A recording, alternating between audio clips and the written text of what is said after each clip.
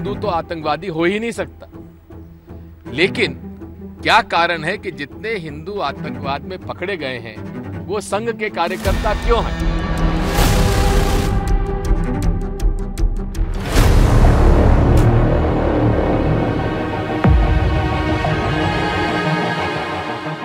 इस पूरे मुकदमे में किसी भी प्रकार के पुख्ता सबूत माननीय न्यायालय के सामने ना ही एनआईए ना ही एटीएस साबित कर पाई। जिस प्रकार से कांग्रेस प्रणीत यूपीए सरकार ने भगवा आतंकवाद, हिंदू आतंकवाद, ये नरेटिव सेट करने के लिए षड्यंत्र रचा और ये पूरा मालेगांव का केस तैयार किया, आज उसका पर्दाफाश हो गया है। It was a well calculated conspiracy of the Congress party for sheer vote bank politics. 2006 में आपने मुसलमानों को पकड़कर फुल पीटा, मारा, वो डिस्चार्ज हो गए। किसने किया वो? अब 2008 का ब्लास्ट फिर किसने किया? संदेह तो गहरा है लेकिन सबूत पर्याप्त नहीं है, ये कहते हुए अदालत ने प्रज्ञा सिंह ठाकुर और कर्नल प्रसाद पुरोहित समेत मालेगांव बम धमाके के 7 आरोपियों को आज बरी कर दिया। वो बम धमाका जिसने सिर्फ बेकसूरों की जान ही नहीं ली बल्कि देश में एक वैचारिक बहस भी छेड़ दी, बहस जो राजनीति साधने और सधवाने का जरिया बनी। तो आज के शो में इस पर बात करेंगे। एनआईए कोर्ट ने जांच पर क्या सवाल उठाए, क्यों कहा आतंक का धर्म नहीं होता। सवाल और भी हैं कि आखिर ऐसा क्यों हो रहा है कि आतंकी मामलों की जांच साल दर साल चलती रहती है लेकिन कोई दोषी नहीं पाया जाता। अभी कुछ दिनों पहले हमने मुंबई के ट्रेन ब्लास्ट में देखा और आज मालेगांव पास ब्लास्ट में। सवाल यह भी कि आखिर कैसे 17 साल बाद इतने गवाह और सबूत मिलकर ये नहीं तय कर पाए कि मालेगांव में बम धमाका किसने किया।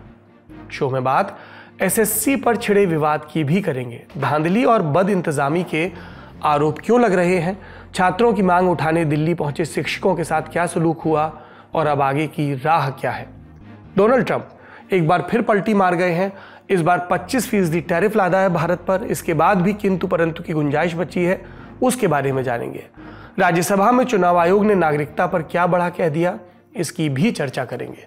नमस्कार, सौरभ द्विवेदी नाम है हमारा और आप देखना शुरू कर चुके हैं Lalan top show. Brought to you by Sensodyne K, Mrs. Bectors and Bajaj Freedom. SLS और पैराबेन गॉन, तो उसका करंट ऑन। What then? इसके पोटेशियम आयंस करें टूट का करंट गॉन, लाइव का करंट ऑन। सबसे पहले बात मालेगांव बम धमाके में आए फैसले की। 29 सितंबर 2008 के दिन महाराष्ट्र के मालेगांव में एक बम धमाका हुआ, 6 लोगों की जान गई, 100 के करीब घायल हुए। अब 17 साल बाद मुंबई की स्पेशल एनआईए कोर्ट ने 7 आरोपियों को बरी किया है। इनके नाम हैं Pragya Singh Thakur, lieutenant colonel Prasad Purohit, major retired Ramesh Upadhyay, Sameer Kulkarni, Sudhakar Chaturvedi, Sudhakar धर द्विवेदी और अजय राहिरकर। जज एके लाहौटी ने यह फैसला सुनाया और कहा अभियोजन पक्ष यानी केस चलाने वालों के पास पुख्ता सबूत नहीं थे। आरोपियों के ऊपर गहरा शक तो स्थापित होता है लेकिन यह इतना नहीं है कि उन्हें सजा दी जाए। ऐसे में उन्हें संदेह का लाभ मिलना चाहिए। फैसले की मुख्य बातें क्या है समझिए। धमाका हुआ लेकिन यह साबित नहीं हुआ कि बम मोटरसाइकिल में रखा था। यह भी साबित नहीं हुआ कि मोटरसाइकिल प्रज्ञा ठाकुर के नाम थी और यह साबित भी नहीं हो पाया कि पुरोहित आरडीएक्स लाए और उन्होंने बम बनाया। अभियोजन पक्ष बार बार कह रहा था कि धमाके की साजिश रचने के लिए आरोपियों ने फरीदाबाद और भोपाल में बैठकें की लेकिन गवाह अपनी बात से पलट गए। घटनास्थल के पंचनामे में गलतियां थी, ऐसे में इसके निष्कर्ष को सबूत नहीं माना जा सकता। वॉइस सैंपल्स में भी आरोपियों के फोन कॉल्स इंटरसेप्ट करने के लिए मंजूरी नहीं मिली थी। अजय राहिरकर अभिनव भारत के खजांची थे और पुरोहित ट्रस्टी। पुरोहित ने फंड्स का इस्तेमाल अपने व्यक्तिगत कामकाजों के लिए किया, न कि आतंकवादी गतिविधियों के लिए। गवाह और सबूत पर्याप्त नहीं है, ऐसे में इन सबूतों को आधार बनाना सही नहीं होगा, इसलिए आरोपियों को संदेह का लाभ देकर बरी किया जाता है। अपने फैसले में कोर्ट ने धमाके में मारे गए लोगों के परिवारों को 2 लाख और घायलों को 50,000 रुपए का मुआवजा देने का भी आदेश दिया और यह भी कहा कि आतंकवाद का कोई धर्म नहीं होता क्योंकि कोई भी धर्म आतंक की वकालत नहीं करता। फैसला आते ही प्रतिक्रियाएं शुरू हुई। प्रज्ञा सिंह ठाकुर ने कहा कि हिंदुत्व की जीत हुई, भगवा आतंकवाद के आरोप गलत साबित हुए। कर्नल पुरोहित ने भी खुशी जताई। इस राष्ट्र ने मुझे सेवा करने का मौका इसके पहले दिया, बेल पर आने के बाद भी दिया, और परमात्मा की मैं बहुत बहुत धन्यवाद देता हूं कि इसके बाद भी वो मुझे मौका दे रहा है, एक निर्दोष निकलने के बाद। मैं चाहता हूं कि भगवान और मातृभूमि हर एक को ये मौका दे और देते रहते हैं। कमी हम में होती है कि हम उसका फायदा नहीं उठाते, ठीक है। तो देश का काम करो भाइयों, ठीक है, और कुछ नहीं है, देश के सिवा और कुछ नहीं है, ये अपना देश है, हमने काम करना चाहिए। जब इस मामले की जांच चल रही थी तो इसे भगवा आतंकवाद शब्द से जोड़ा गया और इस नैरेटिव पर खूब मुखामुखम भी हुई। फैसला आने के बाद भी ये जारी है। बीजेपी और उसके सहयोगियों का कहना है कि कांग्रेस की साजिश नाकाम हुई। जिस प्रकार से कांग्रेस प्रणीत यूपीए सरकार ने भगवा आतंकवाद, हिंदू आतंकवाद, ये नैरेटिव सेट करने के लिए षड्यंत्र रचा और ये पूरा मालेगांव का केस तैयार किया, आज उसका पर्दाफाश हो गया है। कोर्ट ने सबूतों के आधार पर ये कितना खोखला था, ये कैसा षड्यंत्र था, ये किस प्रकार से रचा गया था, ये सारी चीजें सामने लाई हुई है। और एक प्रकार से केवल वोट की राजनीति के लिए अपनी वोट बैंक को और विशेष रूप से एक पर्टिकुलर धर्म की वोट बैंक को खुश करने के लिए जिस प्रकार से नैरेटिव लाने का प्रयास कांग्रेस ने किया था और तमाम भगवा और हिंदुओं को आतंकवादी ठहराने का जो काम कांग्रेस ने किया था, आज पूरा देश उसका धिक्कार कर रहा है। आज तक कभी भी सैफरन टेररिज्म की बात नहीं हुई थी। यूपीए की गवर्नमेंट में उन्होंने सैफरन टेररिज्म या नया शब्द इन्वेंट किया, और हम जैसे ही सीखते हैं वैसे भारत देश में हमेशा बताया गया है, और हर एक की मानसिकता होती है कि आतंकवाद का कोई रंग नहीं होता, कोई धर्म नहीं होता। लेकिन सैफरन टेररिज्म के नाम पे किसी धर्म के नाम को जोड़ने का काम कांग्रेस की सरकार, तब की यूपी की सरकार ने करा, और उसको करारा जवाब आज के इस आए हुए मुकदमे में जो कोर्ट ने वर्डिक्ट दिया है, उसे एक तमाचा उनके मुंह पे पड़ा है। विपक्षी नेताओं ने जांच पर सवाल उठाए और इशारा किया कि फैसले के खिलाफ अपील की जा सकती है। ये आरोप कांग्रेस पार्टी पे लगाया जा रहा है कि हमने हिंदू टेरर या संघ टेरर कहा है, जबकि संघ टेरर कहने वाले कौन थे? सरकार के गृह सचिव श्री आर.के. सिंह, जिनको सेवानिवृत्ति के बाद भारतीय जनता पार्टी ने संसद सदस्य बनाया अपने टिकट पर और मंत्री बनाया। संघ टेरर का नाम उन्होंने दिया था, सैफरन टेरर, संघ टेरर, सैफरन टेरर का। उसके बारे में क्यों भाजपा चुप है, हम जानना चाहते हैं। मेरा तो इसमें इतना ही कहना है, उस समय भी जब ये संघ टेरर या सैफरन टेरर कहा गया था तो मैंने और जनार्दन द्विवेदी जी ने इसका विरोध किया था कि आतंकवाद का कोई रंग नहीं होता है, और आतंकवाद जो है ये उन्हीं लोगों में देखा जाता है जो नफरत के आधार पर इस प्रकार की प्रवृत्ति में जुट जाते हैं। गवर्नमेंट को सुप्रीम कोर्ट जाना चाहिए। अब अमित शाह जाएंगे कि नहीं तो मैं नहीं जानता, लेकिन जाना चाहिए, क्योंकि सबूत है, किसी न किसी तो इनका खून किया है, बेगुनाह लोग मरे हैं, जख्मी हुए हैं। एक मस्जिद के बाहर बॉम्ब ब्लास्ट होता है, एक अभिनव भारत संस्था के लोग हैं, तो अपील तो करनी चाहिए। अपने बम ब्लास्ट के जो रेल ब्लास्ट के केस थे, उस समय तो ऐसा कोई बयान नहीं दिया कि देखिए मासूम सब छूट गए, हमें अच्छा है मुसलमान, ऐसा। अब आप ये कह रहे हैं और अब आप सेलिब्रेट की बात कर रहे होंगे कि अभी चलिए इनको हार पहनाया जाए, इनको सेलिब्रेट किया जाए। इनके इस ट्रायल कोर्ट के मामले को भी अपील में जाना ज़रूरी है, और यहाँ तक कि मेरा जानकारी है या अनुभव है, मैं ये कहूँगा कि इंडिविजुअल अपीलें दाखिल होंगी।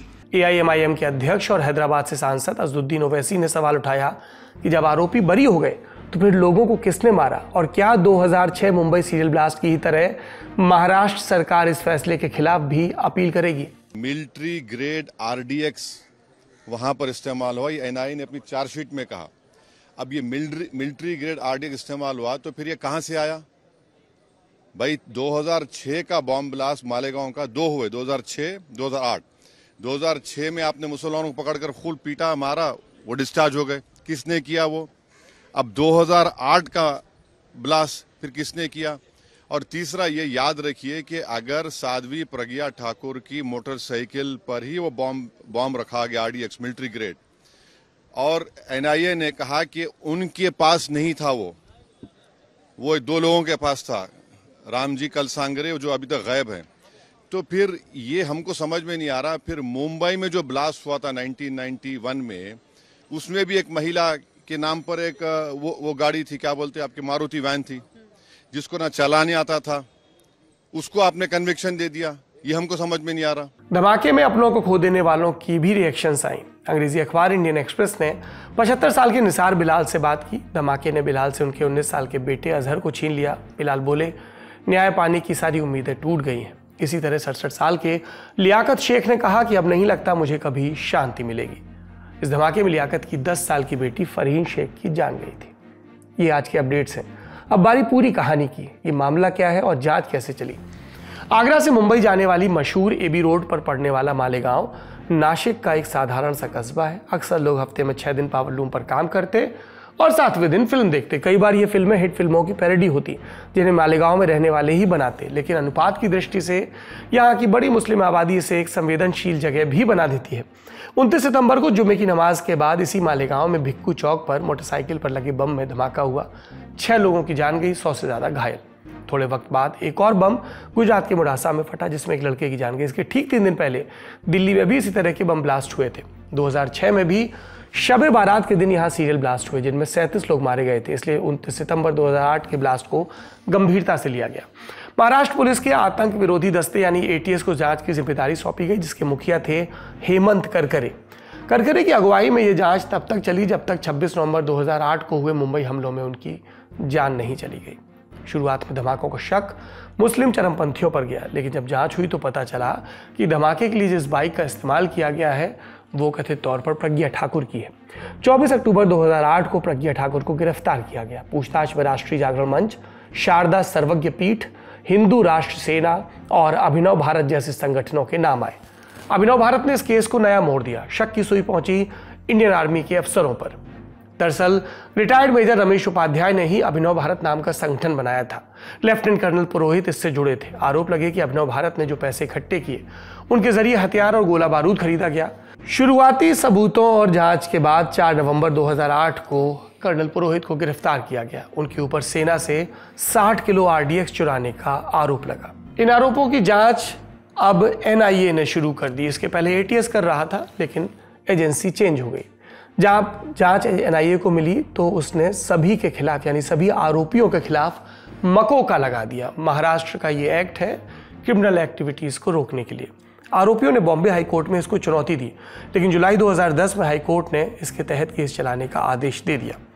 फिर 31 मई 2016 के दिन एनआईए ने फाइनल चार्जशीट दाखिल की और कहा, रमेश उपाध्याय, समीर कुलकर्णी, अजय राहेरकर, राकेश धावड़े, जगदीश महात्रे, कर्नल प्रसाद पुरोहित, सुधाकर द्विवेदी, रामचंद्र कालसांगरा और संदीप डांगे के खिलाफ सबूत हैं। वहीं प्रज्ञा ठाकुर, शिव नारायण कालसांगरा, श्याम भंवरलाल साहू, प्रवीण टक्कलकी, लोकेश शर्मा, धान सिंह चौधरी के खिलाफ मुकदमा चलाने लायक सबूत नहीं है। इसके बाद मई 2016 में ही कर्नल पुरोहित और प्रज्ञा सिंह ठाकुर और कई अन्य आरोपियों ने खुद को इस मामले से बरी करने के लिए बॉम्बे हाईकोर्ट में याचिका दाखिल की। इसके बाद आई 25 अप्रैल 2017 की तारीख। बॉम्बे हाईकोर्ट ने प्रज्ञा सिंह ठाकुर को सशर्त जमानत दी। इसके 3 महीने बाद ही 23 अगस्त 2017 को कर्नल पुरोहित को भी जमानत मिल गई। इसके बाद प्रज्ञा ठाकुर और कर्नल पुरोहित समेत सभी आरोपी जेल से बाहर आ गए। इसके बाद पुरोहित ने बॉम्बे हाईकोर्ट में एक और याचिका दाखिल कर कहा कि निचली अदालत उनके खिलाफ आरोप तय न करे, लेकिन बॉम्बे हाईकोर्ट ने 29 अक्टूबर 2018 को कर्नल पुरोहित की याचिका खारिज कर दी। फिर 30 अक्टूबर को स्पेशल कोर्ट ने 7 लोगों के खिलाफ आरोप तय किए, यूएपीए और आईपीसी की धाराओं के तहत। इसके बाद सुनवाई अपनी गति से चली। दिसंबर 2021 में एक गवाह ने दावा किया कि एटीएस ने उसे बंधक बना लिया था, राष्ट्रीय स्वयंसेवक संघ के नेताओं का नाम लेने का दबाव डाला था। समय बीता तो पता चला कि अब तक 323 गवाहों से पूछताछ हो चुकी है। सितंबर 2023 तक इनमें से 37 अपने बयानों से पलट चुके थे। एनआईए का केस ढीला पड़ता जा रहा था। फिर सुनवाई अप्रैल 2025 में पूरी हुई और अब फैसला आया। शो में हम आपको कोर्ट के फैसले की मुख्य बातें बता चुके हैं, कुछ और विस्तार से समझते हैं कि कैसे मकोका आरोपों को हटाया गया, कैसे साजिश के लिए हुई आरोपियों की मीटिंग की बात साबित नहीं हो पाई, लैपटॉप रिकॉर्डिंग्स और गवाहों के बयानों पर क्या सवाल उठे, और एनआईए की चार्जशीट फाइल होने से पहले उसकी वकील रोहिणी सालियान ने 2015 में क्यों कहा था कि उनके ऊपर नरमी बरतने का दबाव है। हमने इन सवालों के जवाब जानने के लिए पत्रकार स्मिता मिश्रा से बात की, जिन्होंने कर्नल पुरोहित पर विस्तार से एक किताब लिखी है। जब भी फैसला आता, यही फैसला आता, ये इसको और 5 साल भी अगर डिले करते तो ये एक भी बात उसमें साबित नहीं कर सकते जो एटीएस की छानबीन में पाई गई थी। कर्नल पुरोहित, पहली बात तो अगर वो आरडीएक्स का ब्लास्ट था तो 1 मंजिल ऊपर के खिड़की के शीशे तक नहीं टूटे। ये किस तरह का आरडीएक्स था? आप जानते हैं आरडीएक्स का पावर क्या होता है? अगर वो एक्चुअल जेन्युइन आरडीएक्स हो तो पहले तो एक्सप्लोसिव ही सस्पेक्ट है। दूसरी बात, एक्सप्लोसिव प्रोक्योर किया गया, उनके द्वारा उपलब्ध करवाया गया, इसको लिंक को वो एस्टेब्लिश कर ही नहीं पाए कि क्या वो एक्सप्लोसिव थे वाकई उनके कस्टडी में और उन्होंने ही वो एक्सप्लोसिव दिया, किसके मार्फत दिया, इसका कोई लिंक नहीं निकला। वो लिंक नहीं एस्टेब्लिश हो पाया कि वो इन्होंने एक्सप्लोसिव प्रोवाइड करवाया। तीसरा, अभिनव भारत से उनका एसोसिएशन क्या है, और अगर एसोसिएशन है तो वही अभिनव भारत से उनका संपर्क मालेगांव ब्लास्ट में वो संपर्क काम आया, इस बात की लिंक भी वो एस्टेब्लिश नहीं कर पाए। रोहिणी सालियान बहुत वरिष्ठ अधिवक्ता हैं। रोहिणी सालियान ने ये बयान दिया कि मुझसे कहा जा रहा है गो स्लो। क्या रोहिणी सालियान ने एक बार भी पता किया कि एएसआई बागड़े एटीएस का सुधाकर के रूम में, उसके क्वार्टर में क्या कर रहा था? चुपचाप बिना बताए वहां छुप करके जमीन पे क्या रगड़ रहा था? कौन से एक्सप्लोसिव वहां रगड़ रहा था जिसके ट्रेसेस उठा के टेस्ट करवाए गए और वो पाया गया कि यही वो एक्सप्लोसिव है जो कर्नल पुरोहित ने प्रोक्योर किया। आपने कर्नल पुरोहित को लगभग 1 हफ्ता इलीगल डिटेंशन में रखा, उनकी अरेस्ट दिखाने के पहले। इलीगल डिटेंशन में आपने उनको क्या क्या टॉर्चर्स किए, किस बात की क्या क्या धमकियां नहीं दी। एक सर्विंग डेकोरेटेड आर्मी ऑफिसर को आपने एक आतंक का चेहरा बना करके छोड़ दिया। तो जांच होनी चाहिए, बेशक होनी चाहिए, लेकिन अब जांच उन लोगों की होनी चाहिए जिन्होंने ये केस फैब्रिकेट किया और एक भी कहानी जो उन्होंने बताई थी उसको वो साबित नहीं कर पाए। इस पूरे मामले के केंद्र में रही प्रज्ञा सिंह ठाकुर, उनकी भी बात कर लें।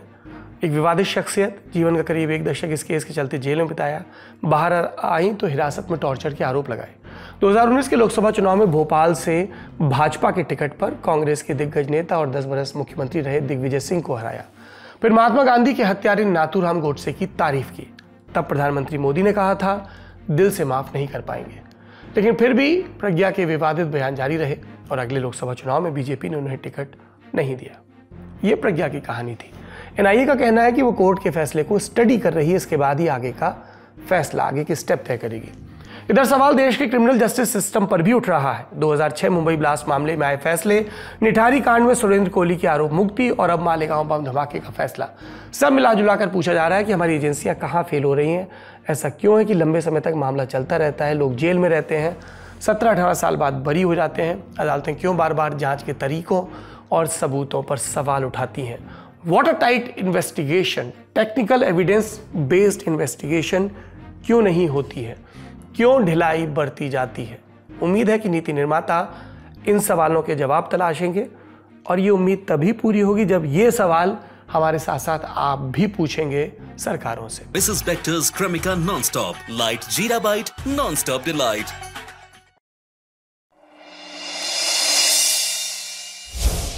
अब अगली खबर का रुख करते हैं। एसएससी यानी स्टाफ सिलेक्शन कमीशन एक बार फिर से विवादों में है। बात दिल्ली तक पहुंच चुकी है। 24 जुलाई को एसएससी सिलेक्शन पोस्ट फेज 13 की परीक्षा शुरू हुई, लेकिन पहले ही दिन टेक्निकल ग्लिचेस और बद इंतजामी ने छात्रों की मेहनत पर पानी फेर दिया। बात सिर्फ आरोपों तक सीमित नहीं रही, सशक्त माध्यम सोशल मीडिया का इस्तेमाल किया गया। हैशटैग चले किस तरह के, SSC vendor failure, SSC exam failure और एसएससी मिसमैनेजमेंट। इसके बाद छात्रों ने आरोप लगाया कि नए वेंडर ने एग्जाम का पूरा सिस्टम बिगाड़ दिया। कहीं पहली शिफ्ट के बाद सिस्टम बैठा तो कहीं एग्जाम बीच में रद्द करना पड़ा। छात्रों की नाराजगी समय समय पर एसएससी के साथ पेश आने वाली अन्य समस्याओं से भी है। सुनते हैं। आप पवन गंगा का नाम बड़ा चल रहा है उस सेंटर का, क्या हुआ था? थे 2 एग्जाम पवन गंगा में, तो रात को 1 बजे एसएमएस आता है कि आपका एग्जाम कैंसिल कर दिया गया है। और एक एग्जाम से एक दिन पहले, हाँ, रात में सुबह मैंने प्रिंट करवा लिया, सब कुछ करवा लिया, तो बता दिया गया कि मेरा एग्जाम कैंसिल हो गया है। और क्या किया, अब पता भी नहीं है कैंसिल हुआ है, कहाँ एग्जाम है कहाँ नहीं है। अब दोनों पेपर कैंसिल हैं। इनका मेरा पेपर लेट हुआ था, मेरा 24 का था 3rd शिफ्ट में, लेकिन मेरा माउस काम नहीं कर रहा। मैं 2 बार माउस चेंज कराया, फिर भी उन्होंने कुछ भी नहीं सुना। बच्चे बीच में उठ रहे हैं, शोर कर रहे हैं, वहाँ पे झगड़ा भी हो गया, माउस भी तोड़ दिए गए सारे। आरके डिजिटल सेंटर फर्स्ट पे ये सब कुछ हुआ था। मैं इसी कंपनी का पहले पेपर दिया था एमपी पटवारी का, उससे मैं प्रताड़ित होकर एमपी की तैयारी छोड़ दिया। मैं एमपी का रहने वाला हूँ। एडिक्वेटी ने एमपी पटवारी का पेपर लिया था, एमपी पुलिस का लिया था, दोनों में दवा के धांधली हुई थी। मैंने राज्य की तैयारी करना छोड़ दिया, आगे एसएससी की, इसमें पेयर एग्जाम होते हैं टाइम टू टाइम। अब इसमें ये कंपनी ले ली, ये भी पूरा भ्रष्ट हो गई। कि टाइम पे आ जाओ, खुद एग्जाम लेट शुरू कर दें, कोई फर्क नहीं पड़ता। बच्चों को टाइम पे पहुंचना है, वो लेट हो जाए तो उसे बाहर कर देंगे, उससे उनका कोई मतलब नहीं। सबसे बड़ी मांग, एसएससी खुद अपना सॉफ्टवेयर और सिस्टम तैयार करे। निजी कंपनियों को जिम्मेदारी देने का नतीजा यही होता है कि रिजल्ट आने से पहले ही परीक्षा विवादों में घिर जाती है। इन्हीं मांगों को लेकर कई सारे एजुकेटर्स 31 जुलाई को दिल्ली पहुंचे डिपार्टमेंट ऑफ पर्सनल ट्रेनिंग यानी डीओपीटी के मंत्री जितेंद्र सिंह से मिलने और एक ज्ञापन सौंपने, लेकिन पुलिस ने ऐसा नहीं करने दिया। बहसाबाजी हुई, इसके बाद पुलिस ने जबरन बस में बैठाया, लाठीचार्ज हुआ, टीचर्स जख्मी हुए। हमारे साथियों ने, रजत और राशिद ने उनसे बात की, उनकी रिपोर्ट का हिस्सा देखिए। डीओपीटी में मिलने जा रहे हैं, क्या उद्देश्य है? सर, उद्देश्य खराब एग्जाम सिस्टम को सुधारना है कि इतने साल से सरकार ध्यान ही नहीं दे रही, क्योंकि सरकार की खुद भी मिली भगत है इसी चीज में। ये अलाउ तो कर नहीं रहे जाने को। हम उधर ही खड़े हो। ये जैसा कि मैंने शुरू में जिक्र किया था, यहाँ पर राज्य के अलग अलग राज्यों से यहाँ पर टीचर इकट्ठा हुए हैं। ये डीओपीटी के दफ्तर जाना चाहते हैं और वहाँ के मंत्री जितेंद्र सिंह से मिलना चाहते हैं लगातार, लेकिन पुलिस उन्हें रोकने की कोशिश कर रही है। और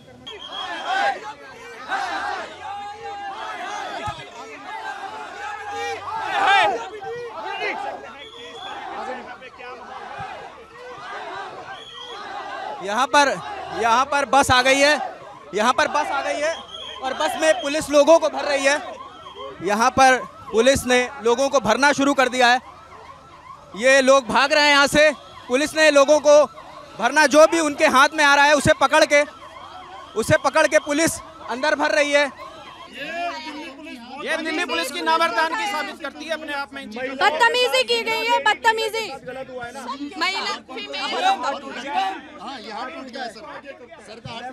किसका हाथ टूट गया? ये शिक्षक के साथ ये बर्ताव नहीं सर, ये मतलब गलत बात है ना। टीचर्स का हाथ तोड़ा गया है, मतलब इतने बुरे तरीके से। और ये सबसे बड़ी चीज है। अच्छा, एक बात बताओ, गिरफ्तार करके क्या हो जाएगा? क्या सिस्टम बदल जाएगा? क्या चीजें सही हो जाएंगी? अगर गिरफ्तारी से चीजें सही होती हैं तो इस देश का प्रत्येक युवा गिरफ्तारी देने के लिए तैयार है। इस मामले में आगे क्या, ये भी जान लेते हैं।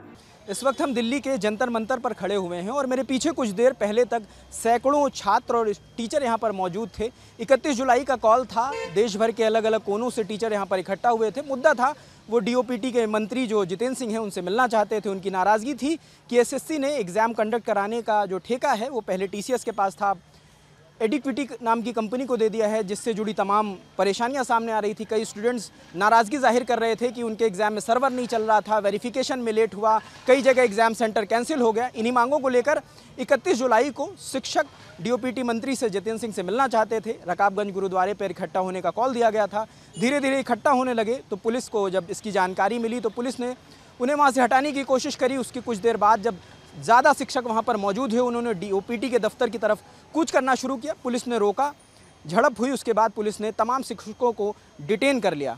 कुछ जो शिक्षक बचे उन्होंने कॉल दी, फिर स्टूडेंट जुटना शुरू हुए, सब जंतर मंतर आ गए। शाम 5 बजे तक सब जंतर मंतर में थे। उसके बाद अनाउंसमेंट होने लगी कि 5 बजे से ज़्यादा वक्त तक बिना परमिशन के आप यहाँ पर आंदोलन नहीं कर सकते। उसके तहत कुछ देर समझाने के बाद छात्र और स्टूडेंट यहाँ से चले गए हैं, इस वादे के साथ कि 2 दिन बाद उनकी मुलाकात जो डीओपीटी के मंत्री हैं जितेंद्र सिंह उनसे होगी और जो शिक्षक हैं वो उनकी मांगों को लेकर उन तक जाएंगे और ये देखना होगा कि 2 दिन के बाद क्या जो बच्चों की या जो स्टूडेंट्स की परेशानियां हैं उनका कोई मुकम्मल हल निकलता है या नहीं। हमारे सामने है छात्रों के सवाल, शिकायतें और परेशानियां। उसके अलावा हमारे सामने है आज दिल्ली से आए दृश्य और यहाँ से निकलते हैं 2 सवाल। तकनीक और आर्टिफिशियल इंटेलिजेंस, नित नए ऐप्स और हर दिन अपडेट होती दुनिया। हमारी संस्थाएं बच्चों की साधारण सी परीक्षाएं कराने में लाचार क्यों हैं? समस्या 1-2 दिन की नहीं है, सॉल्यूशन संभव नहीं है, फिर क्यों हर बार हर परीक्षा के बाद हम स्क्वायर वन पर पहुंच जाते हैं, अक्षम नजर आते हैं? दूसरा सवाल, अगर छात्र और टीचर सड़क पर हैं और पुलिस की लाठियां घूमने लग रही हैं तो क्यों? क्या ये अपराधी हैं? क्या अध्यापकों का ये मांग करना कि वो अपने मंत्री से मिलना चाहते हैं गलत है? ये कतई गलत नहीं है, ये कतई अलोकतांत्रिक नहीं है। और जो लाठी चला रहे हैं उनको भी ये ध्यान रखना चाहिए कि उन्हें कुछ छात्रों के तौर पर किन्हीं गुरुओं ने पढ़ाया है। आप अपना जो कॉल ऑफ ड्यूटी है उसको पूरा करिए, लेकिन इस बात का ख्याल रखिए कि लाठी की उस तरफ कोई अराजक अपराधी और दंगाई नहीं है। शिक्षक हैं, छात्र हैं, और अगर शांतिपूर्ण ढंग से अपनी मांग मान रहे हैं तो सरकार को ये समझना होगा कि लाठीचार्ज उपलब्ध विकल्प नहीं है। जवाबदेही सरकार की है। नरेंद्र मोदी सरकार को देश को ये भरोसा दिलाना पड़ेगा कि वो इस बात में सक्षम है कि बिना किसी चूक के इम्तिहान करवा सकते हैं केंद्रीय नौकरियों के लिए, और नहीं करवा सकते हैं तो वो भी देश को बताना होगा। संसद चल रही है, वहां पर भी जवाब दिया जा सकता है। अब बारी सुर्खियों की। दुनिया की पहली सीएनजी मोटरसाइकिल बजाज फ्रीडम, आजादी आगे बढ़ने की। कभी घोड़ा कभी चतुर और इधर चला में उधर चला वाले फैसलों के लिए कुख्यात अमेरिकी राष्ट्रपति डोनाल्ड ट्रंप का नया ऐलान। भारत से आयात होने वाले सामान पर 25% टैरिफ का, साथ में अतिरिक्त जुर्माने की बात भी। जुर्माने के पीछे की दलील कि भारत अमेरिका के बजाय रूस से ज्यादा तेल और हथियार खरीदता है। ट्रंप के फैसले का असर भारत के शेयर बाजार पर दिखा। यह फैसला कल आया। आज सुबह सवेरे आपने ये 25% वाली खबर पढ़ी होगी। इंतजार था कि मार्केट पर क्या असर होगा। सेंसेक्स 700 अंक गिरा, फिर रिकवरी हुई, 300 से ज्यादा अंक की बढ़त हुई, पर दिन का आखिरी होते होते 300 अंक की गिरावट हुई। अमेरिका के फैसले पर भारत का जवाब भी आया। राज्यसभा में केंद्रीय वाणिज्य मंत्री पीयूष गोयल ने बयान दिया। सरकार हालिया घटनाक्रम से होने वाले प्रभावों का परीक्षण कर रही है। वाणिज्य एवं उद्योग मंत्रालय निर्यातकों और उद्योग सहित सभी हितधारकों से संवाद कर इस विषय पर उनके आकलन की जानकारी ले रहा है। सरकार हमारे किसानों, श्रमिकों, एंटरप्रेन्योर्स, उद्यमी, निर्यातकों, सूक्ष्म, लघु और मध्यम उद्योगों और उद्योग जगत के सभी हितधारकों के कल्याण की रक्षा और संवर्धन को सर्वोच्च महत्व देती है। हम अपने राष्ट्रीय हितों को सुरक्षित करने और आगे बढ़ाने के लिए सभी आवश्यक कदम उठाएंगे। विपक्ष की रिएक्शन भी आई। ट्रंप के फैसले को विनाशकारी बताया, साथ ही मौजूदा सरकार की विदेश नीति पर भी सवाल उठाए। आप सोचिए ना, आप एक बड़ा सवाल समझिए, जो मेन सवाल है। ट्रंप ने 30-32 बार बोला है कि मैंने सीज फायर किया है, राइट। ट्रंप ने यह भी बोला है कि 5 जहाज हिंदुस्तान के गिरे हैं। ट्रंप अब बोल रहा है कि मैं 25% टैरिफ लगाऊंगा। आपने अपने आप से ये सवाल पूछा कि नरेंद्र मोदी जी जवाब क्यों नहीं दे पा रहे? पूछा है क्यों? एक्चुअल रीजन क्या है? क्या लगता है आपको? कंट्रोल किसके हाथ में है? बात समझिए। एक्सपर्ट्स की राय आई। कहा गया कि इससे भारत की जीडीपी और आर्थिक विकास पर असर पड़ सकता है। सीधे सीधे कहें तो टैरिफ से सामान महंगे होंगे, जिनसे उनकी मांग कम होगी, और मांग कम होगी तो भारतीय निर्यातकों को कीमत कम करनी पड़ सकती है, मुनाफा घटेगा। इसका असर दवाइयों, कपड़े, चमड़े और ऑटोमोबाइल क्षेत्र पर पड़ेगा। ये वो सारी फील्ड है जहां भारत अमेरिका के बीच बिजनेस मजबूत है। पर असली असर तब दिखेगा जब जुर्माने को लेकर पूरी जानकारी सामने आई। हालांकि बातचीत के सभी रास्ते बंद नहीं हुए, गुंजाइश बची है। गुंजाइश रहेगी तभी तो ट्रंप कभी घोड़ा कभी चतुर कर पाएंगे। भारत अमेरिका के बीच ट्रेड डील की बातें चल रही हैं। उम्मीद है कि ट्रंप का दिमाग एक बार फिर से फिर जाए और अपने सोशल प्लेटफॉर्म पर नया ट्रुथ लिखें, और ये उम्मीद हम हवा में नहीं कर रहे। ट्रंप ने चीन पर पहले 145% टैरिफ की घोषणा की, बाद में घटाकर 30% कर दिया। यही खेल वियतनाम के साथ हुआ। पहले 46% टैरिफ बोला, फिर घटाकर 20% कर दिया। दूसरी सुर्खी कैबिनेट के फैसलों से जुड़ी है। पीएम मोदी की अध्यक्षता में हुई कैबिनेट मीटिंग में सरकार ने 6 बड़े ऐलान किए। 4 फैसले रेलवे नेटवर्क को मजबूत बनाने से जुड़े और 2 किसान और फूड सेक्टर से। पहली बात रेल नेटवर्क की। सरकार ने 4 रेल लाइनों के लिए 11,168 करोड़ रुपए की मंजूरी दी। इसमें सबसे अहम है छत्रपति संभाजी नगर परभणी के बीच 177 किलोमीटर लंबी रेलवे लाइन, जिसकी डबलिंग के लिए 2,179 करोड़ रुपए की मंजूरी मिली। बाकी फैसले आप स्क्रीन पर देख सकते हैं। ये प्रोजेक्ट महाराष्ट्र, मध्य प्रदेश, पश्चिम बंगाल, बिहार, ओडिशा और झारखंड के 13 जिलों को कवर करेंगे और रेल नेटवर्क को 574 किलोमीटर बढ़ाएंगे। अब बात खेती से जुड़े फैसलों की। प्रधानमंत्री किसान संपदा योजना, ये योजना फूड प्रोसेसिंग को बढ़ावा देती है। मकसद किसानों की आय बढ़े, फसलों की बर्बादी रुके और खाने पीने वाली चीज़ों को सस्ता व सुरक्षित बनाए।